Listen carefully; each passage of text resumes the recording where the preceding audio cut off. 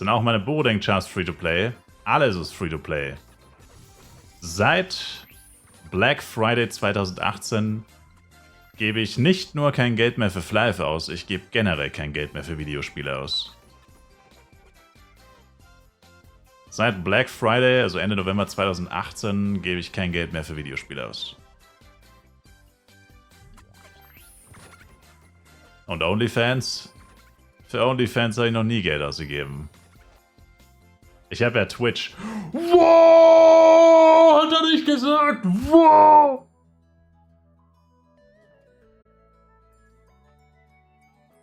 Sind ausgeben. Das ist meine neue Lebensphilosophie.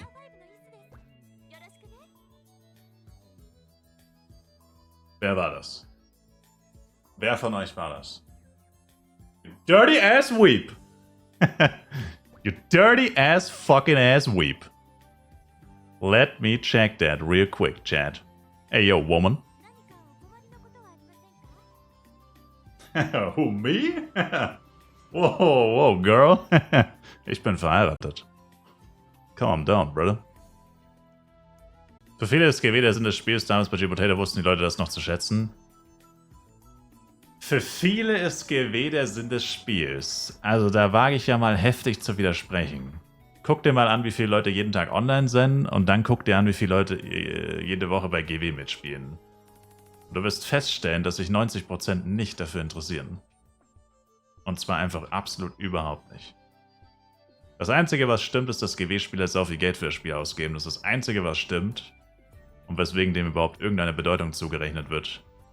PvP an sich interessiert absolut kein Schwein.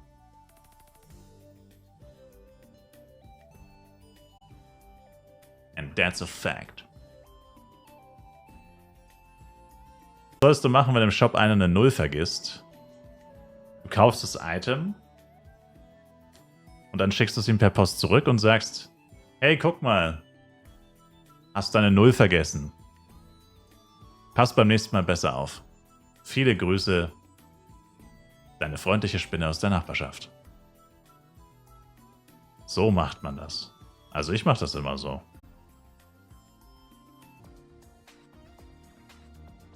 Nicht im Speziellen.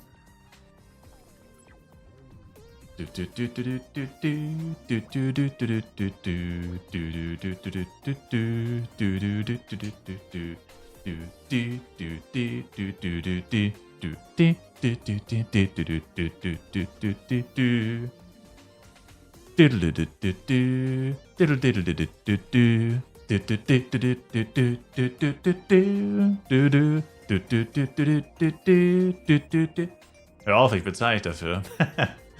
PayPal-Link ist unterm Stream. Hey, come on, man, das ist ein Banger. Das ist ein Banger, die Musik.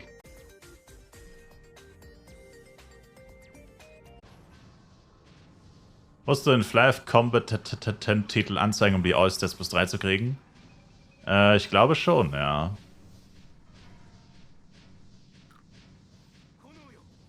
Der alter Kackbuhn hat selbst noch keinen Titel freigeschaltet, der einen Effekt hat, aber ich glaube schon, ja. Shorties are 40s. My shorties are in their 40s. Ja.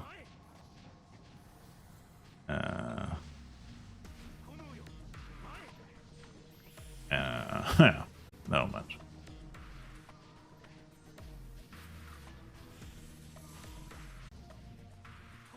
World Boss bei Bang, Letox. Was sagt der? Konoha ist high? Er sagt Konoyu high. Irgendjemand meinte mal, dass das das Reich des Feuers bedeutet. Aber ich glaube, das hat er sich nur...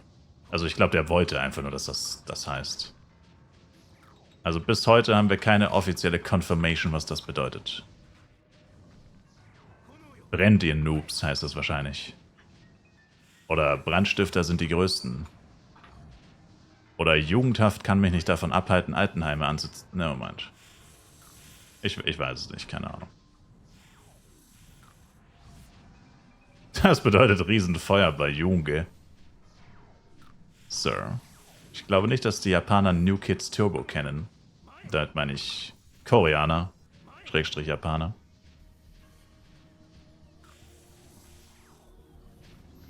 Ach, leck mich doch. Boah, meinem Bleacher machen die einfach 1100, ey. Und töten ihn gerade. Ich wusste nie, dass Mage HNR bis 60 kann, das ist immer 65. Tja, diese geheime Taktik habe ich auch erst vor etwa vor 1,5 Jahren entdeckt. Ich bin nach Japan geflogen und in das Dojos meines Senpais gegangen. Und er hat mir die verbotene Technik des Hit-and-Run Hot Airs beigebracht. Und seitdem lehre ich sie auch im Westen. Meinen eigenen Schülern. Von Meister zu Schüler und von Schüler zu Schüler. Und dann wieder von Schüler zu Meister. Und dann wird Bayern in der Bundesliga Dritter und blamiert sich vor ganz Deutschland. LMFAO, Bruder. Alles hängt miteinander zusammen. Auf Burodeng wird's gottlos. Also ganz ehrlich, eigentlich, ich sag's wie es ist, die müssten mich eigentlich bannen. Auf Burodeng, die Belohnungen, die ich auf Burodeng bekommen werde von diesem Event. Das werden halt, also damals haben wir uns mal spaßeshalber, das beste Event, was jemals stattgefunden hat, war Weihnachten 2022.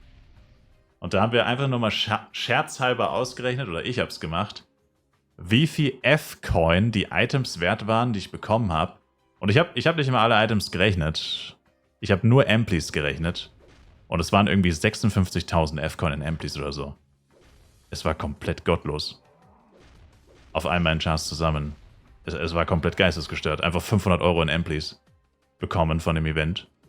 Klar, sehengebunden, klar, auf x Chars verteilt. Also jetzt nicht alles auf einem Char und so weiter und so weiter und so weiter. Ich weiß. Aber es war trotzdem gottlos. Also es war geistesgestört gut. Und ich meine, damals hatte ich auch nur 8 Charakter, muss man dazu sagen. Heutzutage wäre es noch viel krasser gewesen. Aber damals hatte ich nur 8 Charakter tatsächlich. Aber auf jeden Fall, es war komplett geistesgestört. Aber dieses Event wird halt alles in den Schatten stellen. Alles bis dahin Gewesene wird es in den Schatten stellen. Diese Second Anniversary Box 1, die ist der absolute Oberburner. Selbst wenn du dazu 50% nur Müll draus ziehst, solange diese anderen 50% oder 20% oder was auch immer es sind, du die geilen Items hittest, ist das gottlos, was da rauskommt.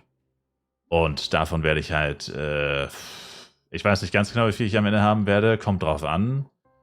Aber mindestens 30 pro Char. Also irgendwas zwischen 500 und 1000 von diesen Boxen auf Burodeng haben. Und dann noch alle Event-Dungeon-Boxen. Da habe ich aktuell auf jedem Char über 100. 137 hier zum Beispiel gerade. Das heißt, davon werde ich wahrscheinlich auch so 3.000 bis 6.000 haben oder so. Und da sind ja quasi basically Pet Candy, was einfach, Pet Candy ist übersetzt eigentlich Penya. Es ist im Endeffekt Penya in einer anderen Form, kann man sagen. Achso, ich sehe mal an Chance nicht, was sie ausgeblendet sind, das sollte ich mal deaktivieren. Und das alles zusammengerechnet, das ist so übertrieben heftig. Es wird wahrscheinlich das beste, also von der Ausbeute her wird es wahrscheinlich das beste Event aller Zeiten. Obviously, natürlich, weil man es mit sehr vielen Chars macht. Aber naja, ich meine, es ist ja nicht verboten. Also geistesgestört. Also es sind halt Belohnungen und dafür macht man das ja jeden Tag, dieses Geraffel. Auch wenn es nicht wirklich Spaß macht. Nach dem 20. Mal macht es ja keinen Spaß mehr. Ist ja immer das Gleiche, basically.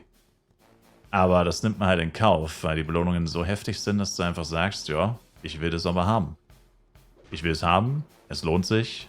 Let's go. I take it. Give me the money. Give me the money. Schon krass. Ich bin definitiv im Club. Give me the money. Give me the damn money, brother. Ist Jester so kacke? Auf dem Papier irgendwie schon, ja.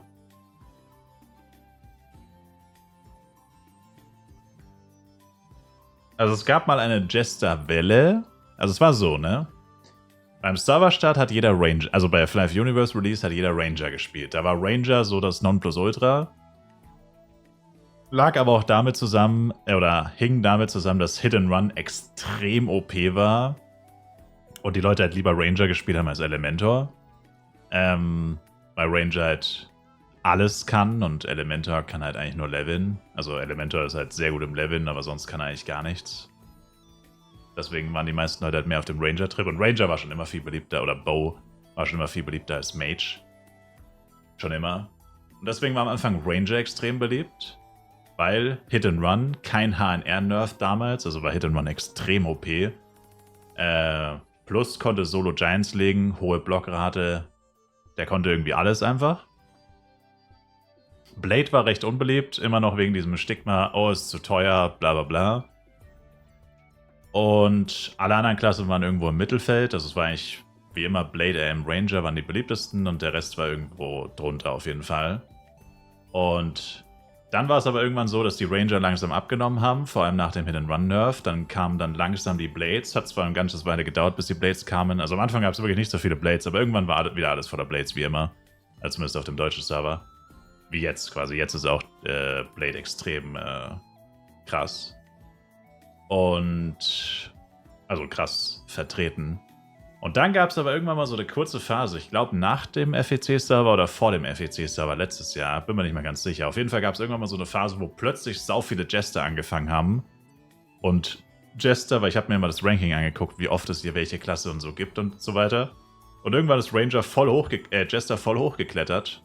War literally mal die unbeliebteste Klasse im Spiel. Dann ist er aber hochgeklettert. Sehr viel sogar, aber ich glaube halt ein großer Grund war tatsächlich auch PvP. Und dann ist das aber irgendwann auch wieder stagniert und jetzt geht es wieder stark nach unten. Also seit im Endeffekt dieses Damage-Ranking veröffentlicht wurde, beziehungsweise seit New Horizon, hat irgendwie keiner mehr Bock auf Jester. Also seit New Horizon quitten eigentlich alle ihren Jester, mehr oder weniger. Über kurz oder lang kann man sagen. Seitdem geht es extrem bergab mit ihm. Und ja, also ich weiß nicht ganz genau, warum er kurzzeitig beliebter geworden ist. Ich glaube, ein Grund war, wie gesagt, PvP auf jeden Fall. Könnte ich mir vorstellen. Bin mir nicht hundertprozentig sicher. Aber jetzt ist er auf jeden Fall wieder da, wo er angefangen hat, nämlich kein Schwein hat Bock auf Jester. Und es gibt Fakten, warum. Also es ist faktisch hinterlegt. Also es ist nicht nur ein Gefühl, sondern es ist auch belegt mit Fakten. Und ja.